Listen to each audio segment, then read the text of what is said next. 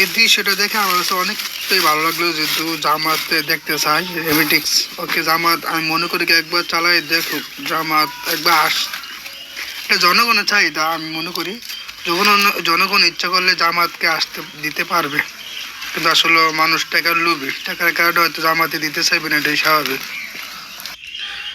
আলহামদুলিল্লাহ, হয়তো মানুষ কি অর্থর লোভ, টাকার লোভ, মানুষের রাজনীতির লোভ, তো জামাতের সাথে হয়তো মানুষ বেশিরভাগই সুবিধা পাইব না, জামাতকে ভালোবাসবে না, মানুষের পদ্মাশীল অনেকেই পছন্দ করে না, এই কারণে হয়তো জামাতে ভালোবাসে না। ভাই একবার জামাতে দিয়ে দেখেন না, আমরা সাপোর্ট করে দেখি না একবার, যে বারবার আসতে হবে তা তো কোনো কথা না, একবার দিয়ে দেখেন জামাত কেমন দেশ চালা।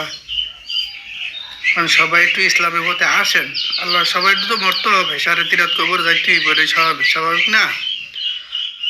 কেন এত টাকা লোভ করেন, দুনিয়া লোভ করেন, সম্পত্তি লোভ করেন? আল্লাহর প্রতি একটু লোভ হন, আল্লাহর প্রতি একটু সহানুভূতি হন, ইসলামটা একটু প্রচার করার চেষ্টা করুন। হয়তো আমার কথা আপনার কাছে ভালো লাগবে না, এটাই স্বাভাবিক, কিন্তু ভালো না লাগারই কথা।